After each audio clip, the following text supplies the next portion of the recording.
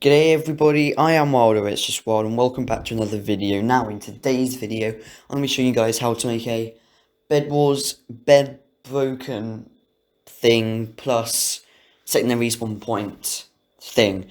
Anyway, you're not using this using the fact that you can set a respawn on beds, because then you can't use a bed defense. I'll explain it in the video. And I don't know, I think this is my original idea. If anyone else has, let me know in the comments as usual. And also, some of the audio quality in this video is quite bad, I'm very sorry about it. But yeah, let's get straight on with the video. So this is what I'm going to be going over today. It is the Bed Wars, it's like the bed broken effects. These are things I'll go over after. They're not as essential, but they just do make the game a bit better. This is what I'm actually going to be going on about mainly. So let me kind of show you what it is first, and then we'll get into how to make it. So I'm going to just be silent for this, but when I break the bed, as you can see, it has a dragon noise, so I feel it's a bit loud. Then it says in the chat, team whatever's bed has been destroyed, they can no longer respawn. So it does some other stuff behind the scenes, but I'll kind of show you how this works. So first up, you're going to need here a test for, it's going to be repeat unconditional needs redstone. As I said last video, it doesn't have to be needs redstone, it can be always active, but I just do need redstone because of how many projects I have going on. And it's test for block, and then the coordinates of where the bed is. It doesn't matter whether it's this block or this block of the bed, but just one of those two blocks, air. So what this is going to do is, so obviously the coordinates don't matter as I said, but what it's going to do is test to make sure, to see whether this block here is air. And when it is, it's going to release a signal into this comparator, so you're going to place a comparator facing this way, to make sure it's not in subtract mode, it's in norm mode, into a repeater, so the signal repeats, because otherwise it won't be strong enough, into the command blocks going this way, that is the actual chain. So the first one I've just done is Bed Wars. It says team red's bed, so you have to have a different one for each bed. This would be red team, and you have a different team. Just say team red bed is being destroyed, they can no longer respawn. That's simple. And then the next one is play sound. It's mob.enddragon.growl at A. So you can have any sound you actually want here. I like using the End Dragon sound, just like Hypixel does it. This is another sound I quite like for it though.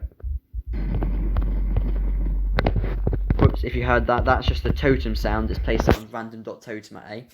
So you can do any sound you want. Basically, this just plays the sound that happens when the bed breaks to alert everyone, basically, as well as in the chat. The next one is spawn point at A, tag equals red, and then whatever like the jail or dead spawn is. Because obviously when you're dead, you don't need to be able to respawn there. So you're not going to want to set your respawn point on the bed as well.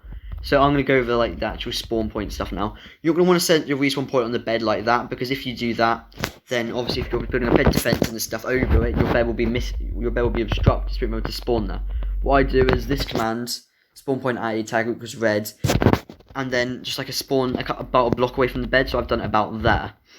So if I just flick that, okay, now I should know, but I just got to tag myself with red as logo, just added that tag to myself.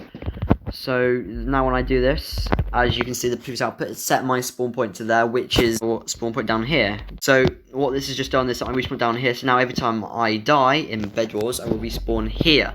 But when the bed's destroyed, this is going to trigger this one here, as I said, spawn point at A, tag equals red, 533. And also you'll have a different tag for each colour. And that is up here in the dead jail or whatever.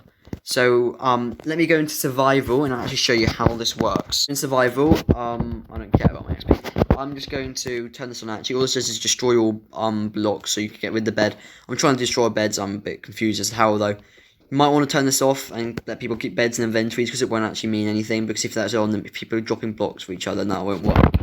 Anyway, I'm just going to kill myself and you're going to see where I respawn. Right, so when I click this, I've got immediate respawn. I respawn about here, right? And now, let me just get this up by one inventory. It doesn't actually really matter though, to be honest. I don't know why I'm doing that. When I mine my bed, you should see my bed. I turned off, that's why the bed dropped. Team Red's bed has been destroyed, they can no longer respawn. And now if I slash kill myself, as you can see, I respawned up in the jail.